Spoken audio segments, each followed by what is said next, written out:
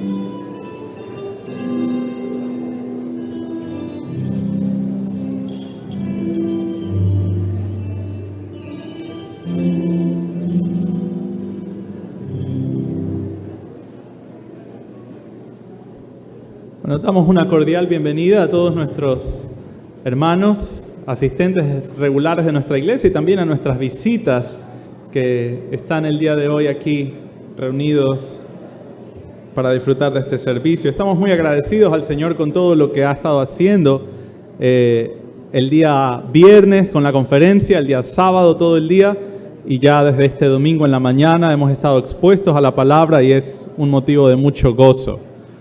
Vamos ahora a cantar nuestro primer himno. Este himno se titula Santo, Santo, Santo, muy conocido por todos nosotros, creo, escrito en 1826 y el autor tenía el propósito de exaltar la Trinidad.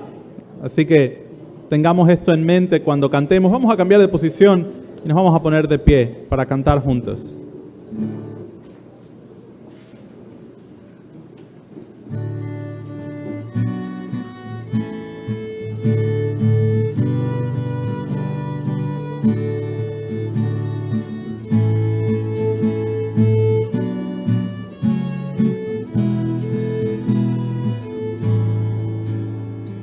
Santo, Santo, Santo, Señor omnipotente, siempre el labio mío loores te dará. Santo, Santo, Santo, te adoro reverente, Dios en tres personas, bendita Trinidad. Santo, Santo, Santo, en numeroso coro, santos escogidos te adoran sin cesar. De alegría llenos y sus coronas de oro rinden ante el trono y el cristalino mar. Santo, Santo, Santo, la inmensa muchedumbre de ángeles que cumplen tu santa voluntad. De ante ti se postra, bañada de tu lumbre, ante ti que has sido, que eres y serás. Santo, Santo, Santo, por más que estés velado, imposible sea tu rostro a contemplar. Santo tú eres solo y nada hay a tu lado. Poder perfecto, pureza y caridad. Santo, Santo, Santo, la gloria de tu nombre. Vemos en tus obras, en cielos, tierra y mar. Santo, Santo, Santo, te adorará todo hombre. Dios en tres personas, bendita Trinidad. Oremos. Padre y Señor, venimos en esta mañana ante ti en necesidad, Padre, reconociendo nuestra incapacidad, reconociendo nuestra, Padre, necesidad tuya, Padre, de crecer, de comprender tus verdades, de conocerte cada vez más y de caminar hacia la obediencia que tú requieres de nosotros, Señor. Y que aún eso es una gracia tuya y es producida por medio de tu Espíritu en nosotros, Señor. Mi Dios, venimos en esta mañana queriendo alabarte, no solo con nuestras bocas, Padre, sino Queremos que toda nuestra vida sea un reflejo de lo que un creyente debe ser en este mundo, Padre. Que otros puedan escuchar nuestro mensaje, ver nuestras vidas y encontrar coherencia en ello, Padre. Señor, gracias por esta iglesia, gracias por lo que has estado haciendo en estos días de conferencia, Señor, y en esta mañana ya. Ahora bendice a nuestro pastor Henry, que trae la meditación de tu palabra. Úsalo, Señor, como lo has hecho por varios años. Gracias porque tenemos la bendición de tenerlos aquí, a nuestros queridos pastores, y, Señor, aún eso lo recibimos de parte tuya, Padre. Señor, ahora ponemos en tus manos este tiempo. Quita de nuestra mente cualquier distracción, cualquier asunto que esté alejando nuestros pensamientos de lo que aquí está sucediendo, Señor. Este es tu día, esta es tu iglesia, Señor, y queremos honrarte y alabarte con nuestras vidas, Padre. En Cristo Jesús ponemos todo en tus manos. Amén. En esa misma posición vamos a cantar la alabanza titulada Su gracia es mayor.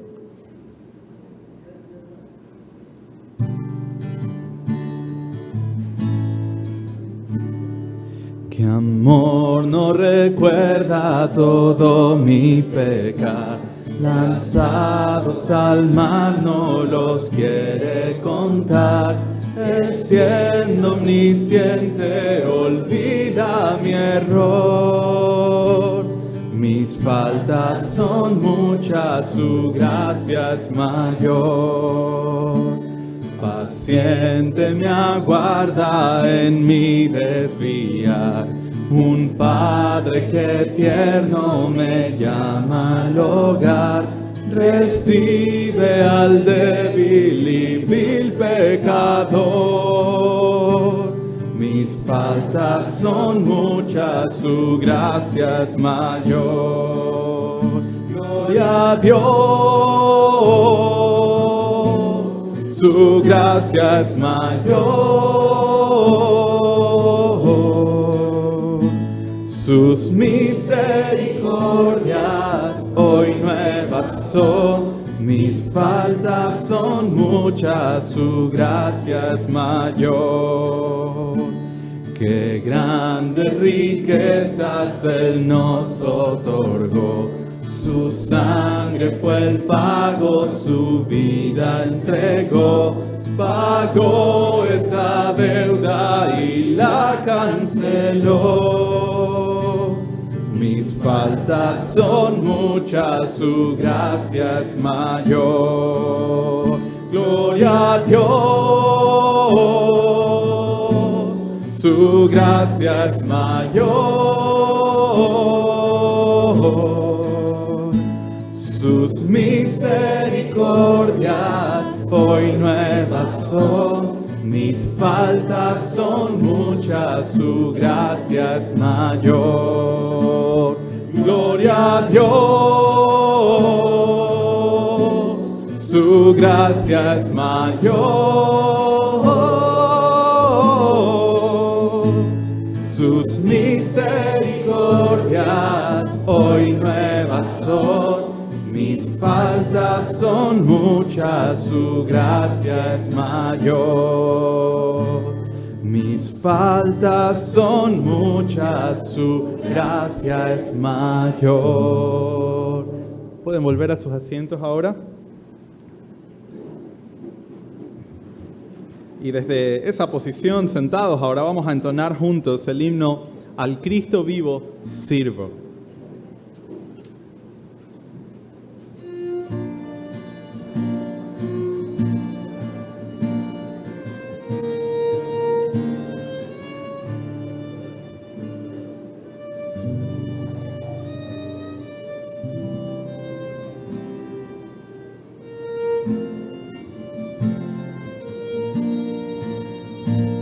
Al Cristo vivo sirvo y Él en el mundo está. Aunque otros lo negaren, yo sé que Él vive ya. Su mano tierna veo, su voz consuelo da. Y cuando yo le llamo, cerca está. Él vive, hoy vive el Salvador. Conmigo está y me guardará, mi amante Redentor. Él vive, me imparte salvación. Sé que Él viviendo está porque vive en mi corazón. En todo el mundo entero contemplo yo su amor, y al sentirme triste, consuélame, Señor. Seguro estoy que Cristo mi vida guiando está, y que otra vez al mundo regresará. Él vive, hoy vive el Salvador. Conmigo está y me guardará, mi amante Redentor. Él vive, me imparte salvación. Sé que Él viviendo está porque vive en mi corazón. Regocijad, cristianos, hoy himnos entonad, eternas aleluyas, a Cristo el Rey cantad. Ayuda y esperanzas del mundo pecador. No hay otro tan amante como el Señor. Él vive, hoy vive el Salvador. Conmigo está y me guardará, mi amante Redentor. Él vive, me imparte salvación. Sé que Él viviendo está porque vive en mi corazón.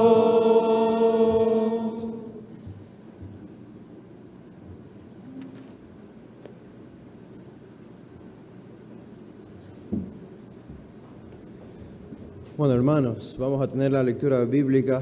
Pueden ponerse de pie y abrimos nuestras Biblias en Romanos, el capítulo 8. Romanos, capítulo 8, con la misma actitud de reverencia, el versículo 28 en adelante. Y sabemos que a los que aman a Dios, todas las cosas les ayudan a bien, esto es, a los que conforme a su propósito son llamados. Porque a los que antes conoció, también los predestinó para que fuesen hechos conformes a la imagen de su Hijo, para que Él sea el primogénito entre muchos hermanos. Y a los que predestinó, a estos también llamó, y a los que llamó, a estos también justificó, y a los que justificó, a estos también glorificó. ¿Qué pues diremos a esto? Si Dios es por nosotros, ¿quién contra nosotros? El que no escatimó a su propio Hijo, sino que lo entregó por todos nosotros, ¿cómo no nos dará también con Él todas las cosas? ¿Quién acusará a los escogidos de Dios? Dios es el que justifica. ¿Quién es el que condenará? Cristo es el que murió, más aún el que también resucitó, el que además está a la diestra de Dios, el que también intercede por nosotros. ¿Quién nos separará del amor de Cristo? ¿Tribulación o angustia o persecución o hambre o desnudez o peligro o espada? Como está escrito, por causa de ti somos muertos todo el tiempo, somos contados como ovejas de matadero. Antes, en todas estas cosas somos más que vencedores por medio de aquel que nos amó.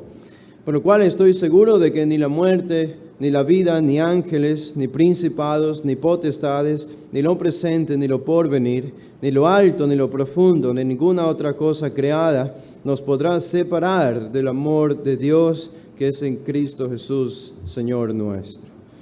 Hagamos una oración. Padre, te agradecemos, Señor, por este día que tú nos concedes, por estar en esta mañana, en este lugar como tú lo has planificado, según el control soberano de toda la creación y de nuestras vidas, y nos has traído para ser nutridos con tu palabra, para derramar nuestros corazones delante de ti con reverencia en esta adoración que nosotros elevamos. Pero venimos también dispuestos a escuchar tu palabra, a oír tu voz, especialmente, Señor, lo que tú tienes que decirnos hoy por medio del Pastor Henry. Rogamos que tú ilumines nuestras mentes, que ensanches nuestros corazones y que nos des la gracia que necesitamos para que seamos capaces de percibir, de entender, de comprender lo que nosotros necesitamos cambiar en nuestras vidas. Venimos reconociendo nuestra debilidad, nuestra fragilidad delante de ti, venimos necesitados. Rogamos, Señor, que tu Espíritu se manifieste de esta manera en nuestras vidas, en nosotros y en todas las partes de este culto que quedan. Utilízale a Henry, Señor, para traer bendición tuya a nosotros. Ponemos todo esto en tus manos, este culto, en el nombre de Jesús. Amén. Pueden tomar asiento, hermanos, y solo tenemos algunos breves anuncios. Pueden sacar sus boletines y revisar los que están allí. Yo voy a agregar un par más a los que se encuentran en sus boletines. Primero, queremos ofrecer un gran agradecimiento a nuestros hermanos. Como ustedes saben, tuvimos nuestra conferencia los días viernes y sábado, y los hermanos, muchos hermanos de esta iglesia, alrededor de 60, estuvieron sirviendo incansablemente en diferentes ministerios. Los hermanos sugieres, los hermanos de la música, los hermanos del sonido, las hermanas que estuvieron en la cocina, los que estuvieron repartiendo la comida a lo largo de los 2 días. Así que estamos muy agradecidos. No podríamos hacer esta conferencia si no tuviésemos este grupo tan maravilloso que son ustedes y que han servido por amor a la congregación y a los hombres que vienen de otros lugares. Una de las cosas que se resalta siempre de esta iglesia por medio de los hombres que vienen es el amor que perciben de los hermanos de esta iglesia al ver ese ministerio de servicio. Así que queremos agradecerles públicamente a todos los que estuvieron sirviendo y de alguna manera fueron de bendición a todos los hombres que estuvieron aquí. También queremos recordar y mencionar una nota un poco triste porque no lo tenemos más entre nosotros, a nuestro hermano Jaime Suárez. El Señor lo llevó a su presencia el día miércoles. Ustedes saben que él estuvo muy enfermo con un cáncer muy fuerte en su estómago, algunas partes de su órgano.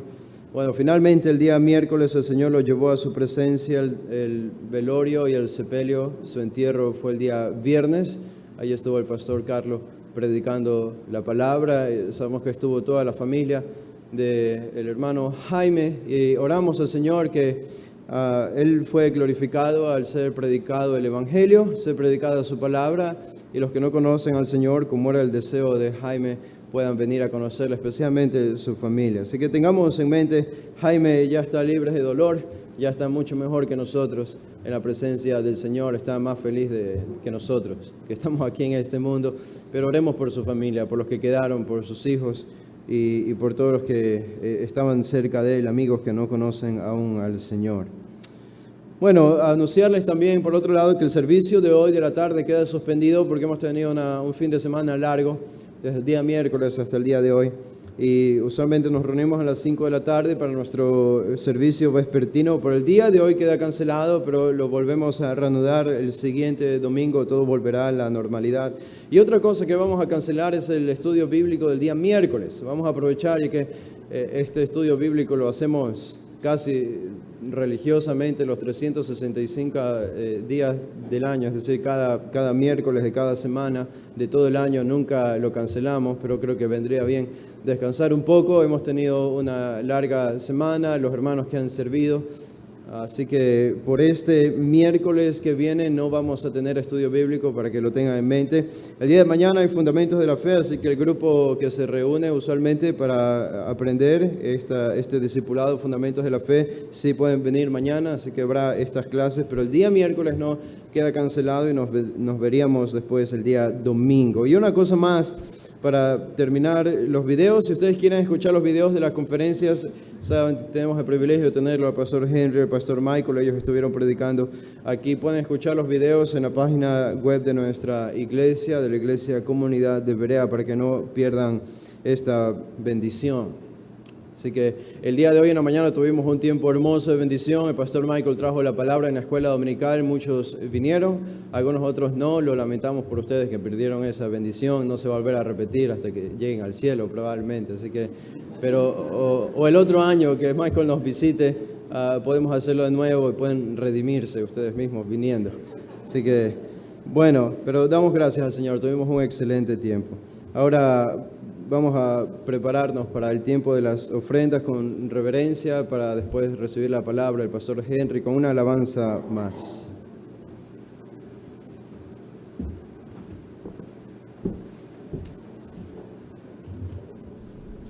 Bueno, vamos a entonar una alabanza conocida por todos nosotros ya. Mientras nuestros hermanos recogen las ofrendas, nosotros vamos a cantar juntos Gracias Cristo.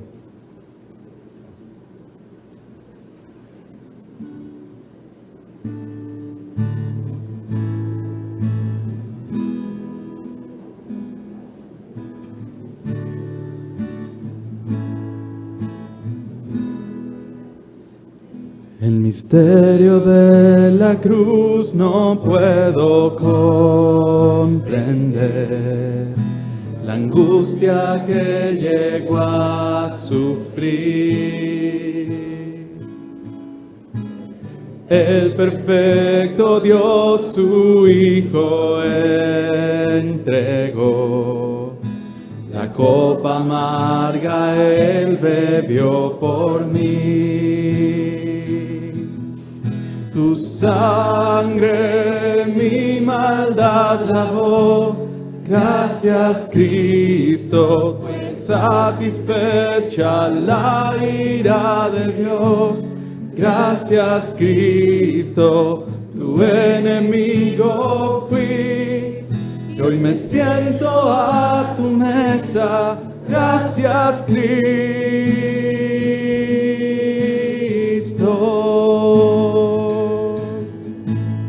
por tu sacrificio me acercaste a ti, quitaste toda enemistad.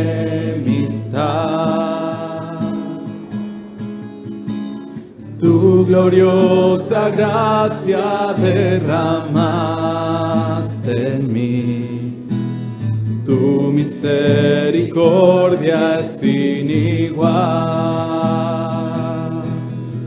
Tu sangre mi maldad lavó, gracias Cristo, fue satisfecha la ira de Dios. Gracias Cristo, tu enemigo fui, hoy me siento a tu mesa. Gracias Cristo,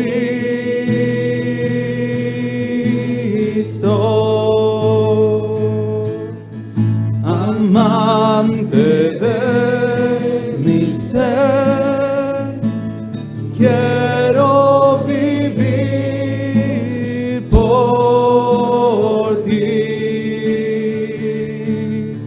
amante de mi ser, quiero vivir por ti. Tu sangre mi maldad lavó, Gracias, Cristo, fue satisfecha la ira de Dios. Gracias, Cristo, tu sangre mi maldad lavó. Gracias, Cristo, fue satisfecha la ira de Dios. Gracias, Cristo, tu enemigo fui. Hoy me siento a tu mesa, tu enemigo fui. Y hoy me siento a tu mesa, gracias, Cristo.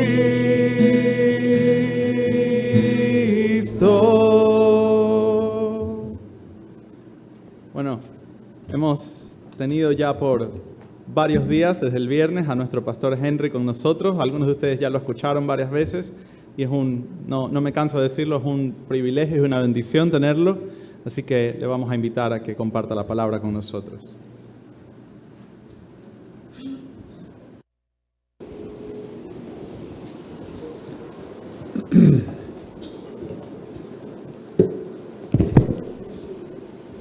Bueno, gracias Pepe.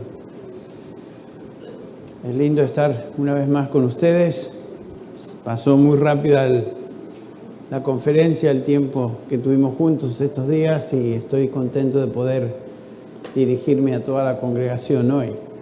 Es la cuarta vez que estoy aquí en Guayaquil y el Señor me ha permitido visitarles en otras ocasiones. Conozco a varios de ustedes, por lo menos ustedes me dicen que yo les conozco por otras ocasiones que he estado aquí. Así que me da gusto verles una vez más. El Señor les bendiga y esperemos que Él nos bendiga también a través de su palabra. Si tienen sus Biblias, vamos a abrirlas al capítulo 8 de Romanos, que ya Sixto dio lectura a una porción de ello. Romanos capítulo 8, un precioso pasaje en toda la Escritura sobre la seguridad de la salvación. Uno de los padres de la iglesia dijo que si la Escritura entera fuera un banquete para el alma, Romanos 8 sería el plato principal. Y creo que muchos se identifican con esta afirmación. Podría ser la afirmación de miles de creyentes a través de la historia de la iglesia. Romanos 8 sin duda es la declaración más clara de la seguridad de nuestra salvación en toda la palabra de Dios. Y hoy nos enfocaremos particularmente en el versículo 28, que es un pasaje que conocemos muy bien, muchos lo hemos memorizado, pero vamos a dar lectura a los versículos 29 y 30 también, porque 28, 29 y 30 constituyen una unidad. Así que vamos a leerlo una vez más. Estoy dando lectura de la Biblia de las Américas, que dice: y sabemos que para los que aman a Dios, todas las cosas ayudan a bien. Esto es, para los que son llamados conforme a su propósito.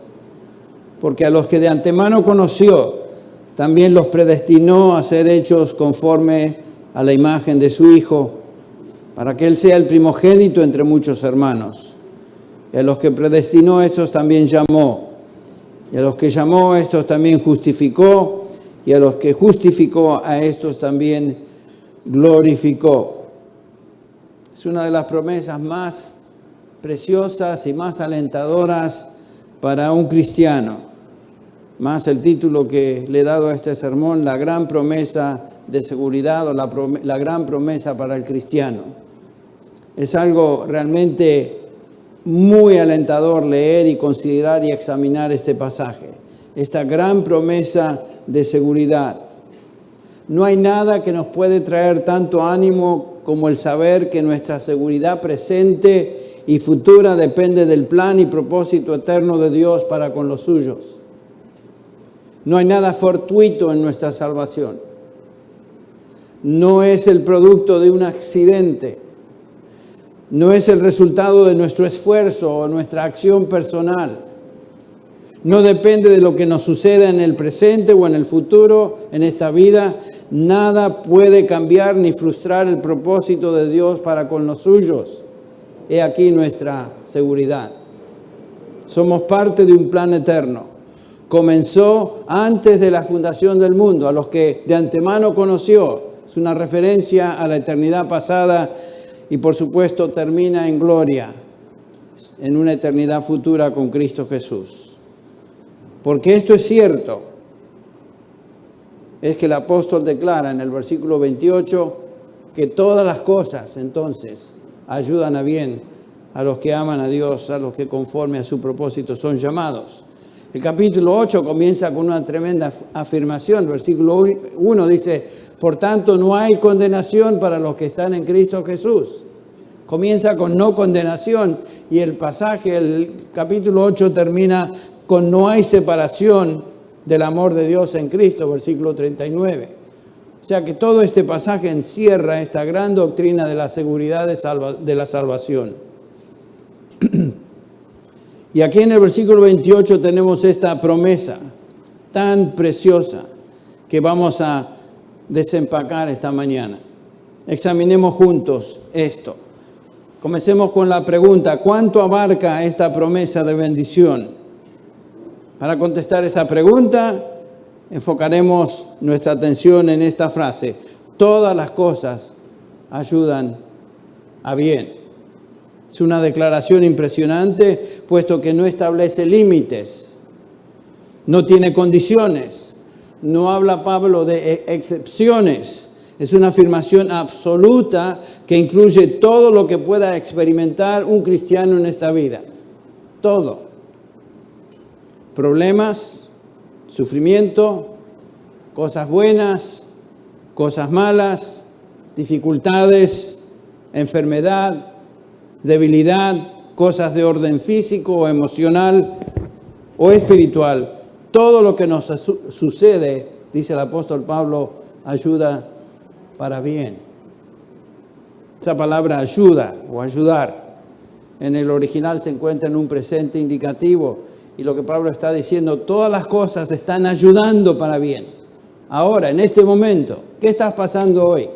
¿Por qué situación estás atravesando hoy? Eso nos promete, la palabra de Dios está siendo usado por Dios en este momento, ayudándote para bien, si eres hijo de Dios. Qué precioso. La palabra ayudar es la traducción de un verbo en griego, sunergeo, de donde sacamos un término en español, sinergia. Eso quiere decir reunir o juntar, asociar varios elementos para causar un efecto diferente al que uno de estos elementos podría causar por separado. O sea, hay varias cosas que tienen ciertos efectos, pero cuando las juntamos, sinergéticamente hablando, hay un efecto distinto. Y es lo que está diciendo Pablo. Por ejemplo, si hablamos del sodio y el cloro, son dos elementos distintos. Por sí solos son venenosos, pero cuando los juntamos producen la sal, la cual la usamos con efectos beneficiosos. Así es como Dios puede tomar la combinación de todas las circunstancias y experiencias en nuestra vida y por más difíciles que sean o aparentemente malas que sean, Él las transforma sinergéticamente para producir nuestro bien. Eso es lo que está diciendo. Qué interesante notar esa palabra que específicamente utiliza acá el apóstol Pablo. ¿Qué quiere decir la palabra bien? Esta palabra en griego es agazón. Es una palabra interesante que quiere decir algo que es bueno en su esencia. Se refiere a lo que es moral o inherentemente bueno. En contraste a otra palabra griega que a menudo se usa también, que es kalos. También se traduce bueno o bien, pero se refiere a algo que es bueno por afuera o agradable a la vista. Y es muy específico lo que Pablo dice acá. Todas las cosas ayudan para bien, lo que sea en esencia bien o bueno para nosotros. No por afuera, sino lo que es realmente bueno. Este pasaje utiliza Pablo esta palabra en esa manera tan específica. Es bueno en su esencia, no en apariencia. Dios causa que todas las cosas que enfrentemos en esta vida nos causen el bien. Dios es el que hace eso. Dios es el que causa eso. Aquello que es esencialmente moralmente bueno para nosotros. ¿Por qué situación difíciles, otra vez hago la pregunta, estás pasando hoy?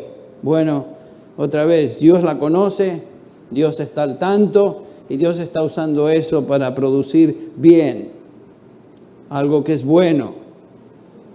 El bien que el apóstol habla aquí, o al cual se refiere, es un bien temporal sin duda, pero primordialmente tiene el bien final y eterno en gloria en mente. Por ejemplo, el versículo 18 de este capítulo 8 de Romanos, Pablo, ustedes recuerdan, él dice, considero que los sufrimientos de este tiempo no son dignos de ser comparados con la gloria que nos ha de ser revelada. Y lo que Pablo tiene en mente es la gloria venidera, el bien final.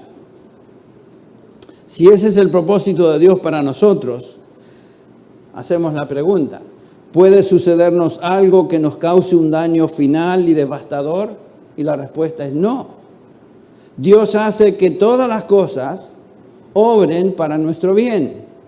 Y noten que es su obra, es lo que hablamos anoche, es la obra de Dios, es lo que Él está haciendo. Él está llevando a cabo eso, no depende de nosotros.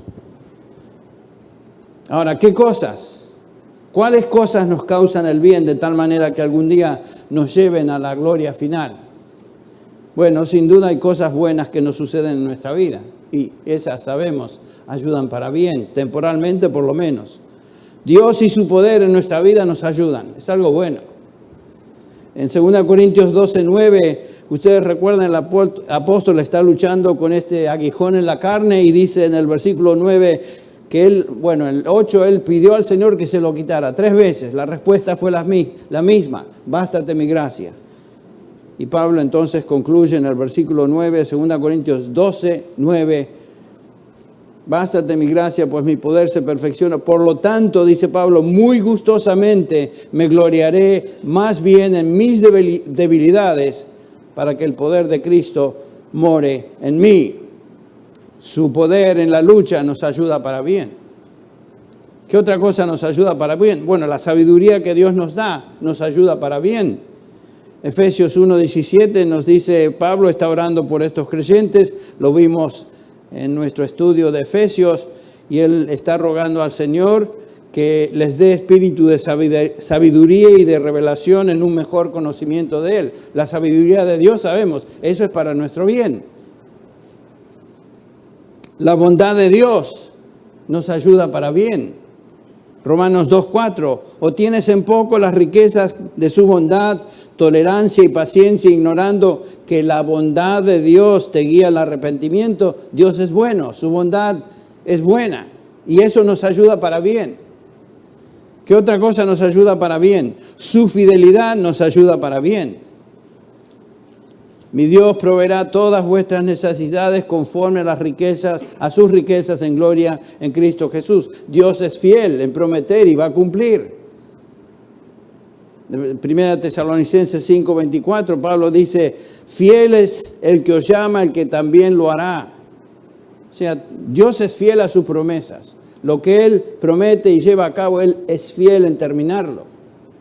Y pudiéramos seguir mencionando otros atributos o características de Dios que obran a nuestro favor para bien. También notamos en la Escritura que los ángeles de Dios son agentes que velan para nuestro bien. ¿Sabían ustedes que los ángeles del Señor están cooperando con nosotros, están trabajando a nuestro favor? Dice el autor de Hebreos 1:14, ¿no son todos aquellos espíritus administradores enviados para servir por causa de los que heredarán la salvación? Los ángeles están interesados en nosotros. Y están interesados en que el propósito de Dios se lleve a cabo.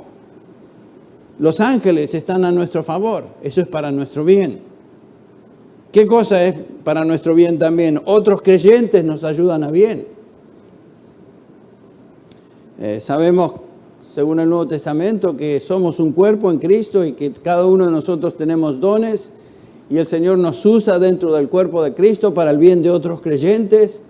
Los dones espirituales no fueron dados a ninguno de nosotros para que nosotros nos ayudemos, sino que los dones fueron dados para beneficiar a aquellos que pertenecen al cuerpo de Cristo, o sea, los demás cristianos.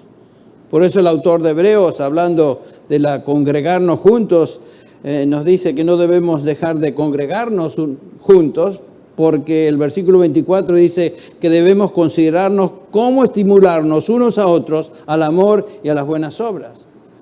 ¿Cómo es que somos estimulados al amor y a las buenas obras? Por otros creyentes. Nos necesitamos unos a otros.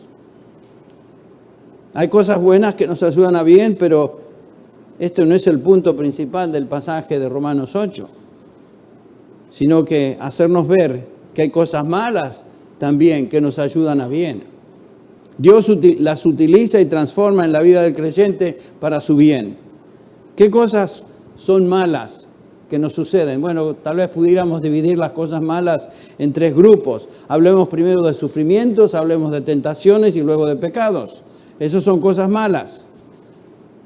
¿De dónde viene el sufrimiento en la vida de una persona? Bueno, sabemos que, en principio sabemos, y la Escritura lo declara, que todo sufrimiento en nuestra vida es consecuencia del pecado.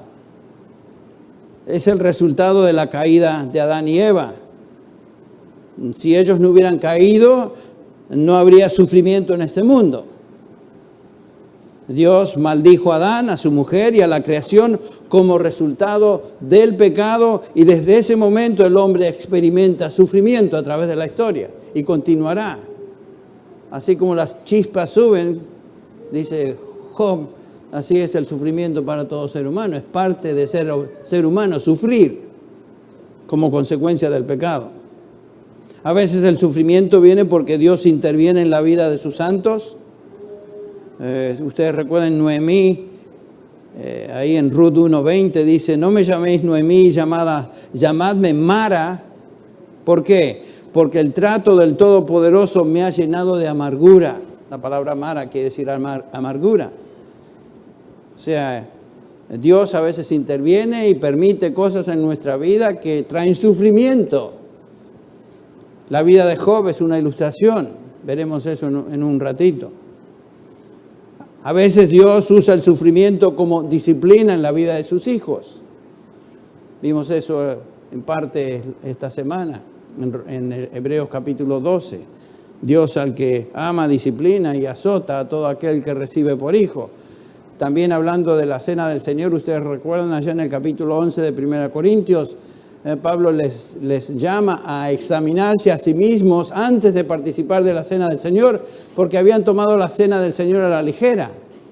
Y era una comilona, algunos se emborrachaban, era un desastre.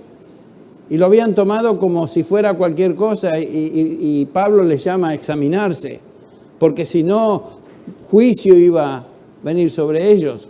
Por ejemplo, dice Pablo: porque el que come y bebe sin discernir correctamente el cuerpo del Señor, come y bebe juicio para sí.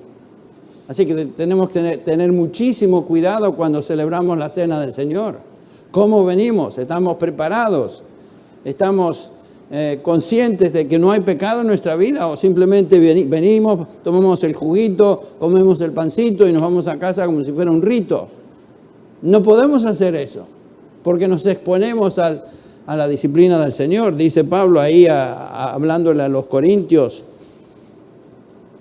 por esta razón hay muchos débiles y enfermos entre vosotros, y algunos duermen. O sea, habían pasado a la presencia del Señor. Algunos duermen siempre en cada servicio, pero no es lo que está hablando Pablo aquí. Algunos de ustedes ya están en esa dirección. Dice Pablo: pero si nos juzgáramos a nosotros mismos, no seríamos juzgados. Pero cuando somos juzgados, el Señor nos disciplina para que no seamos condenados con el mundo. Eso es para bien. La disciplina de Dios es para nuestro bien. En este caso, para que no seamos condenados. El punto es que Dios utiliza todo tipo de sufrimiento para el bien de sus escogidos. Las ilustraciones más sobresalientes en el Antiguo Testamento de 2 siervos de Dios que sufrieron increíblemente y Dios utilizó esos sufrimientos para traer bien a sus vidas y a otros. Lo tenemos en la vida de dos de ellos, José en Génesis y Job. ¿Te recuerdan? José, el hijo menor de Jacob, es vendido por sus hermanos y termina en Egipto. Estos mercaderes van hacia Egipto, lo venden ahí como esclavo. Y José, de ser un pobre jovencito, termina siendo el segundo mano derecha de Faraón. Así como Michael es mano derecha de Pastor MacArthur. Es José. En el contexto nuestro, él es José. Yo siempre pienso en él de esa manera. El Señor lo quitó del ministerio hispano y lo puso a la diestra de Faraón. Para traer beneficio al pueblo que él abandonó. No nos abandonó. Bueno. Y ustedes recuerdan, José, cuando confronta a sus hermanos, ellos ni lo reconocen, y él les dice, miren, tranquilos, vosotros pensasteis hacerme mal, pero Dios lo tornó en bien para que sucediera como vemos hoy, lo que vemos hoy, y se preservara la vida de mucha gente. ¿Ustedes pensaron que me hacían daño? Dios estaba en control de eso, y no resultó en daño, resultó en bien, porque todas las cosas ayudan a bien a los que aman a Dios, a los que conforme a su propósito son llamados. José fue uno de estos. ¿Qué acerca de Job? Job, al final de su libro, en el capítulo 42, después de haber sufrido cosas increíbles, ningún ser humano ha sufrido tanto como Job.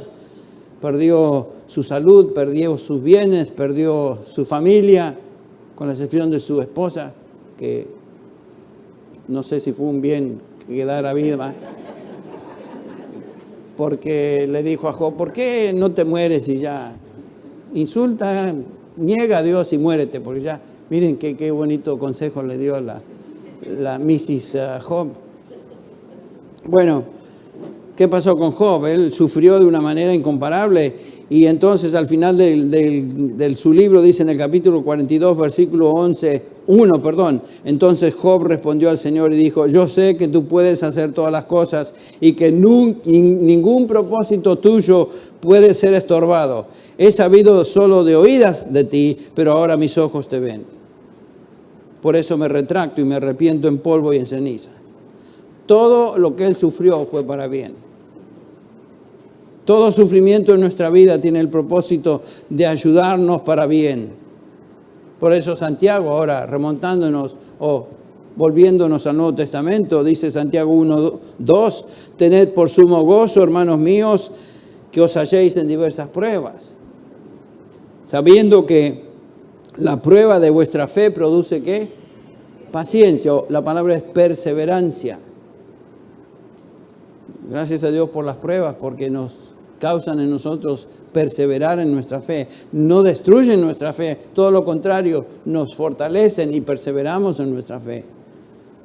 1 Pedro 5:10, él dice, después de que hayáis sufrido un poco de tiempo, el Dios de toda gracia que os llamó a su gloria eterna en Cristo, Él mismo os perfeccionará, afirmará, fortalecerá y establecerá.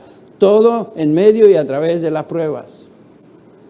Son para nuestro bien. El pastor puritano Thomas Watson escribió a menudo lo siguiente: a menudo el hecho de la enfermedad nos enseña más que un sermón. A menudo el hecho de la enfermedad nos enseña más que un sermón. Estos días estaba pensando en Micha, uno de ustedes, que está pasando por momentos difíciles. ¿Quién sabe lo que el Señor está enseñando? Que Michal a lo mejor no hubiera aprendido de otra manera. No estoy tomándolo a la ligera, estoy simplemente ilustrando lo que aquí se nos dice. En otras palabras, el Señor utiliza momentos muy difíciles para nuestro bien. Siempre. Entre las cosas que el sufrimiento nos enseña, encontramos el odio al pecado. Cuando vemos que alguien cae en pecado y sufre las consecuencias, esto nos enseña a odiar todo aquello que trajo esas consecuencias. Cuando el pecado nos contamina a nosotros, vemos cuán débiles somos y nos enseña a odiar ese pecado que nos embadurnó. Lo odiamos. Eso es para bien. El sufrimiento traído por la disciplina de Dios también nos enseña que somos hijos de Dios. Eso lo vimos antes de anoche. Dios al que ama, disciplina y azota a todo aquel que recibe por hijo. Dios no azota al mundo. Dios no azota a aquellos que no le pertenecen. Dios solo azota a aquellos que son de Él. Por lo tanto, la disciplina y el azote de Dios nos enseña que somos sus hijos. Así que no debemos tomarlo a la ligera, dice el versículo 5, ni tampoco abrumarnos porque somos disciplinados por Él. Todo lo contrario, el Señor está indicando, tú eres mi hijo, por eso te estoy disciplinando. Dios utiliza entonces el sufrimiento para nuestro bien. Nos purifica, nos enseña a odiar el pecado, nos acerca a Dios, nos conforma a la imagen de Cristo. Por eso podemos decir con Job, bienaventurado el hombre a quien Dios corrige. Job 5:17. Bienaventurado el hombre, feliz sea el hombre a quien Dios corrige. ¿Qué otras cosas malas nos suceden que son para nuestro bien? Tentaciones. Dios utiliza tentaciones en nuestra vida para nuestro bien. Algunos se preguntarán, ¿cómo es posible que la tentación me ayude? Cuando somos tentados, el Señor nos mueve a orar. Nos sentimos amenazados por la tentación a caer, por eso buscamos al Señor de una manera que tal vez no le buscáramos si no fuéramos tentados. Eso obra para bien. Además, cuando somos tentados, nos damos cuenta qué débiles somos, qué incapaces de sobrellevar cualquier tentación solos. No podemos. Esto nos humilla y quita el orgullo de creernos algo. A menudo cuando soy tentado a pensar, a hacer algún mal, esto me avergüenza y me obliga a clamar al Señor por misericordia y confesar el pecado de creer que he llegado a un nivel espiritual bastante bueno. El que piensa estar firme, dice Pablo, mire que no caiga. Por último, tal vez otra categoría de cosas malas que son para nuestro bien, podríamos agregar esta, que a lo mejor nos sorprende, el pecado. Un momento, Henry, pecado. ¿Quiere decirme que mi pecado obra para bien? ¿Cómo es eso posible? El pecado es la antítesis de lo bueno, el pecado es impiedad, ¿cierto? Correcto. Pero Pablo dice que todas las cosas ayudan a bien. El pecar es una experiencia en la vida de todo creyente, ¿no es cierto? Somos creyentes, pero aún luchamos con el pecado, ¿sí o no? No me miren tan piadosamente, yo sé que sí, porque la Biblia así lo declara. Así que no temáis manada pequeña, seguimos. Entonces, aún el pecado Dios utiliza para nuestro bien. Podemos pensar en un ejemplo. David, rey David, pecado. Trajo la disciplina de Dios sobre su vida, pero en un sentido Dios lo utilizó todo esto para bien, porque fue a través de la relación con Betsabé y ese hijo, Salomón, que el Mesías vino. ¡Qué cosa! Ven cómo Dios obra todas las cosas que ayuden para bien. Eso es increíble, pero Dios lo utilizó para el beneficio nuestro, al fin y al cabo, porque Cristo vino a través de esa línea. Lo que estamos diciendo es que Dios utiliza el pecado controlando su consecuencia. Eso es lo que estamos diciendo. La consecuencia inmediata del pecado en la vida de un cristiano es la disciplina de Dios cuando no se arrepiente. La consecuencia final del pecado ya fue pagada por Cristo. Por eso podemos con Juan decir, 1 Juan 1:9, si confesamos nuestros pecados y lo hacemos continuamente, Él es fiel y justo para perdonar nuestros pecados y limpiarnos de toda maldad. ¿Por qué? Porque Cristo ya pagó por ese pecado.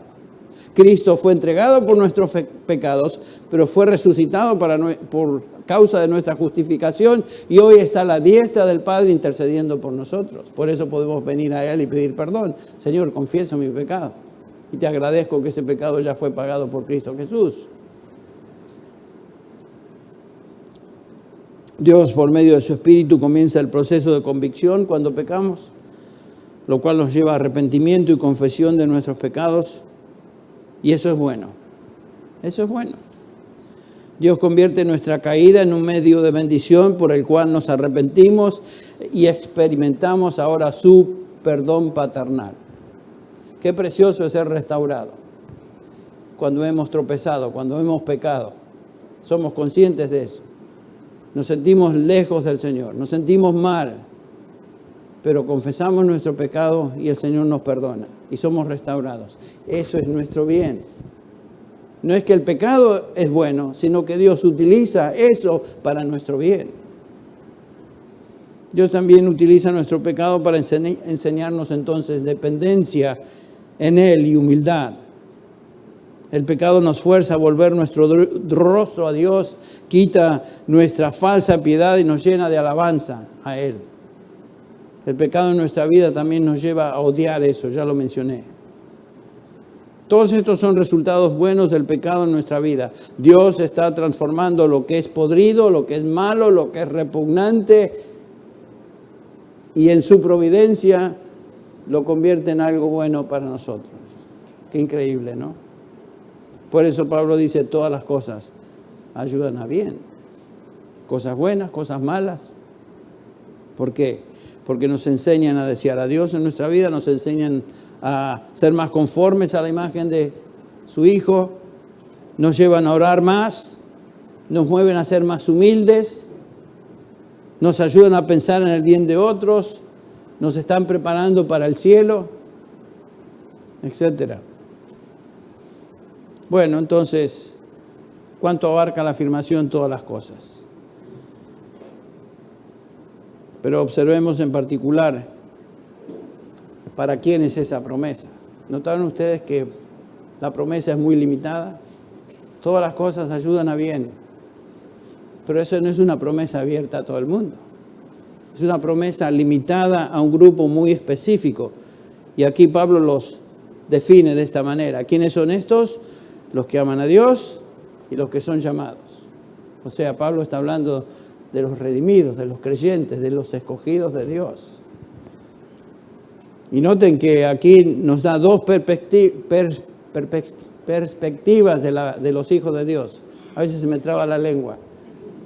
Se me lengua la traba, no sé cuál de los dos. Noten, la primera perspectiva es humana.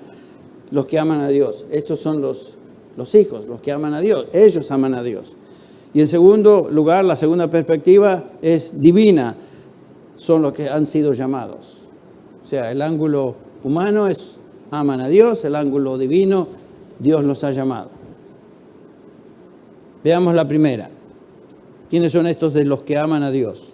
Este es uno de los títulos en la Biblia, entre paréntesis, que describe a cristianos, describe a los hijos de Dios, a los santos, a los redimidos, aquellos que conocen a Dios por medio de la fe. La Escritura usa varios nombres para identificar a aquellos que pertenecen a Dios. Muchos, adoradores, creyentes, santos, ovejas, etcétera, etcétera. Esta es una forma por medio de la cual somos identificados en la Escritura como redimidos, los que aman a Dios. Los que aman a Dios. Los hombres en su estado natural no aman a Dios. Se pueden llamar cristianos, pueden profesar ser creyentes, pero no aman a Dios. Porque el hombre natural no ama a Dios, no percibe las cosas del Espíritu, porque se han de discernir espiritualmente. Un hombre en su estado natural, aún como lo describe aquí Pablo en el capítulo 8 de Romanos, dice, la mente puesta en la carne es muerte, pero la mente puesta en el Espíritu es vida y paz. O sea que la mente puesta en la carne es enemiga de Dios. Este es el hombre en su estado natural. No ama a Dios, es un enemigo de Dios. Por más religioso que sea y por más bueno que sea por afuera, es un enemigo de Dios. Michael habló de eso esta semana también.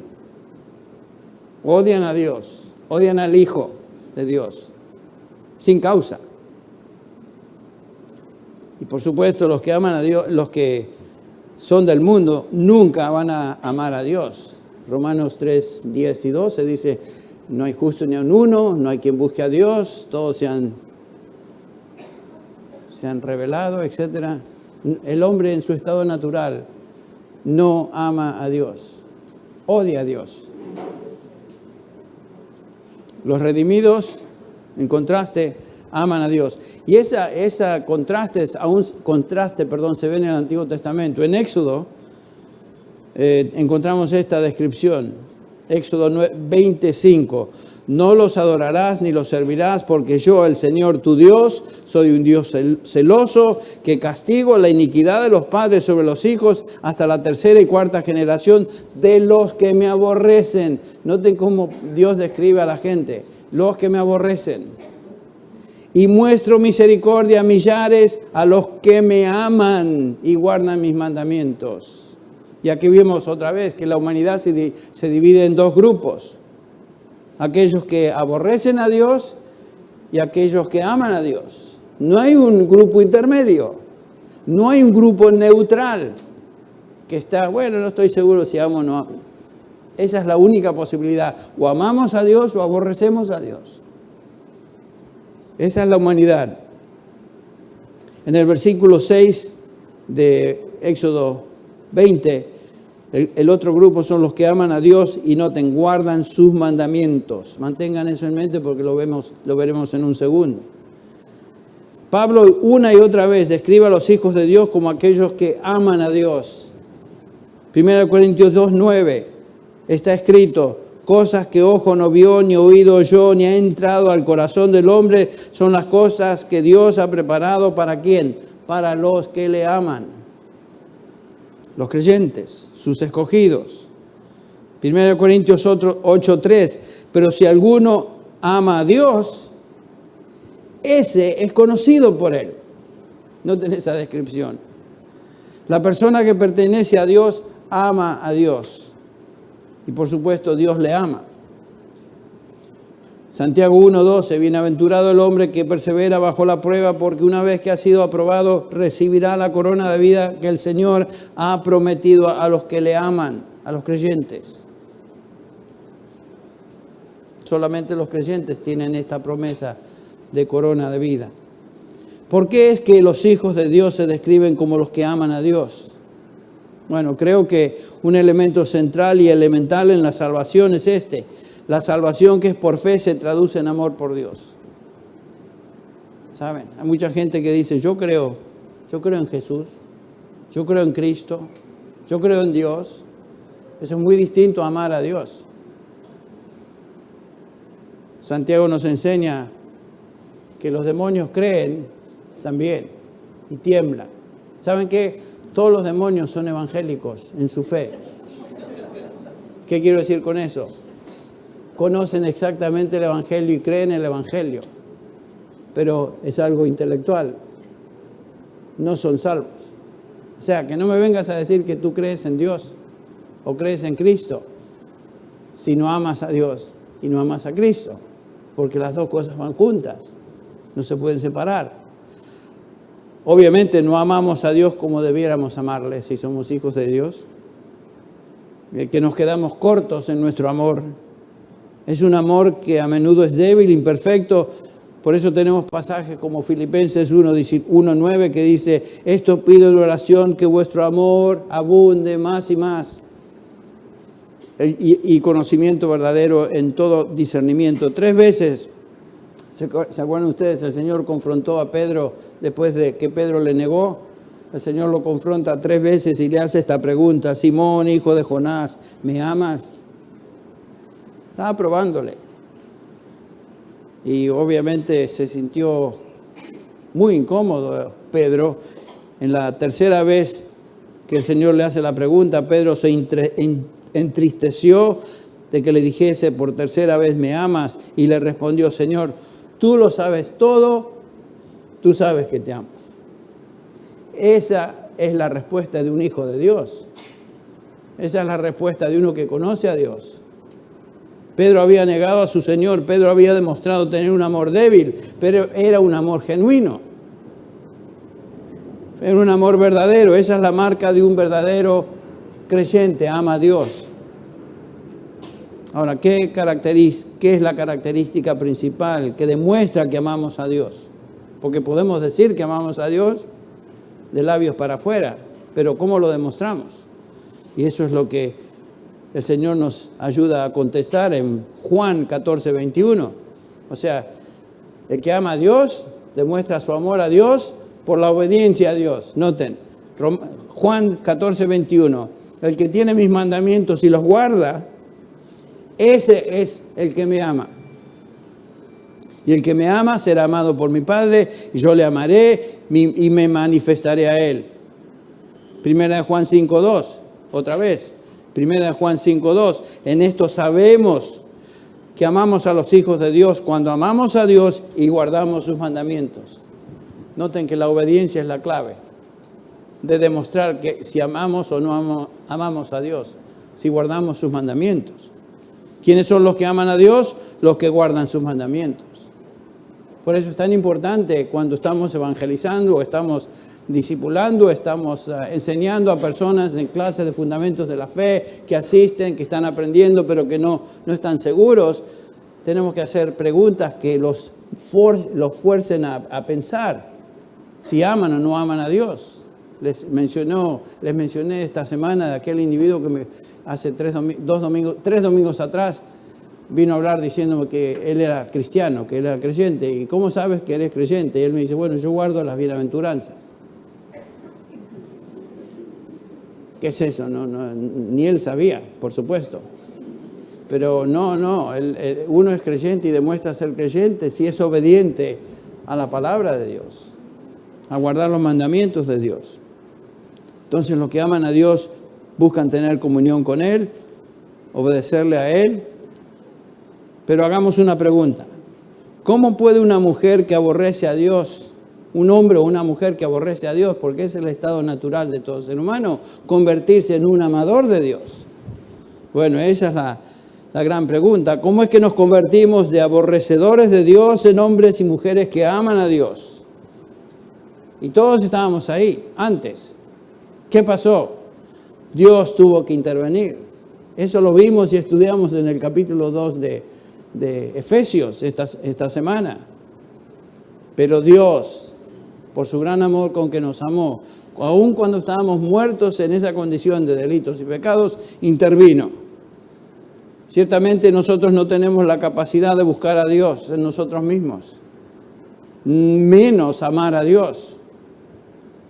Juan, otra vez, Romanos 3, no hay justo ni aún uno, no hay quien entienda, no hay quien busque a Dios, todos se han desviado, etc. No hay temor de Dios delante de sus ojos. Esta es la condición de un hombre sin Dios.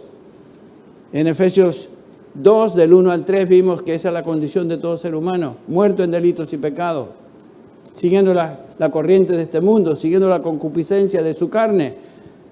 Y si eso fuera poco, bajo la ira de Dios. ¿Cómo se convierte ese hombre en una persona que ama a Dios? Bueno, Dios tiene que intervenir. Y es justamente lo que vemos acá en Romanos 8, 28. Dios intervino. ¿Qué pasó? Nos llamó. Dice, todas las cosas ayudan a bien a los que aman a Dios. ¿Cómo llegaron a esa posición de amar a Dios? Fueron llamados por Él, conforme a su propósito. Aquí está. Dios tuvo que tomar la iniciativa. Tuvo que llamarnos y darnos vida, como vimos en el versículo 5 de Efesios 2. Su obra salvadora nos transformó en personas que ahora le aman.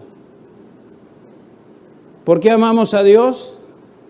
Nosotros amamos a Dios, dice Juan 4:19, porque Él nos amó primero. El hombre del mundo no ama a Dios, ya lo vimos.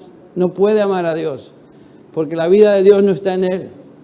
Pero uno que ha sido llamado por Dios y Dios le dio vida espiritual, esa persona automáticamente y como resultado de esa obra de Dios, ama a Dios.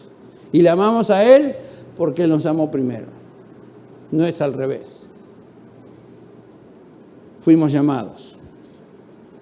Y existen dos tipos de llamados en el Nuevo Testamento. Aquellos que son llamados por llamado al Evangelio, el llamado general, o sea, el llamado externo, como vemos en Mateo 22:14, cuando Jesús dice, muchos serán llamados, pero pocos escogidos. Hay un llamamiento del Evangelio que es general, es externo, y una y otra vez notamos eso, y obviamente muchas personas son llamadas por el llamado a arrepentirse, el llamado al Evangelio.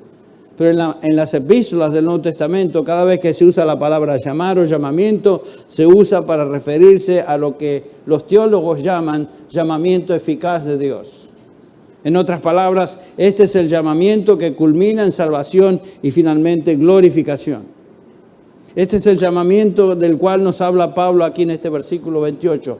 Todas las cosas ayudan a bien a los que aman a Dios, a los que conforme a su propósito son llamados ¿a qué? A salvación. Dios les da vida y como resultado responden en fe.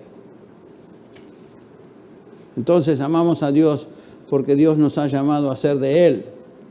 Él transformó nuestro corazón, como solía decir el ya fallecido expositor bíblico Lloyd Jones, Dios interfiere con nuestra vida. Es cierto. O seguiríamos igual. Si tú eres cristiano es porque Dios te llamó. ¿Por qué lo hizo? No sé. Mi Biblia dice que lo hizo porque Él lo quiso hacer. Tendré misericordia de quien tenga misericordia, tendré compasión de quien tenga compasión. Por el gran amor con que nos amó, nos dio vida. ¿Por qué? ¿Vio algo lindo en nosotros? ¿Tú eres más chulo que otros? ¿Y por eso Dios te llamó? No, no tiene nada que ver con nosotros. Queda en su soberana voluntad hacer eso. Y nos sometemos a ello. Simplemente nos postramos en adoración y decimos gracias, Señor. Bueno, ¿cómo es que Él nos llama? De esto también vimos algo ayer. Dice Pablo, así que la fe viene por el oír y el oír por la palabra de Cristo, la palabra de Dios o la palabra acerca de Cristo, el Evangelio. Dios nos llama por medio de su palabra. Ninguno de nosotros vinimos a Cristo simplemente, como dije ayer, porque se nos prendió la lamparita y nos sentimos, ahora sí me siento movido a ser cristiano. No fue así, fue por la palabra de Dios. Dice Pablo en Romanos 10:14, ¿cómo pues invocarán a aquel en quien no han creído? ¿Y cómo creerán en aquel de quien no han oído? ¿Y cómo oirán sin haber quien les ¿qué? Predique?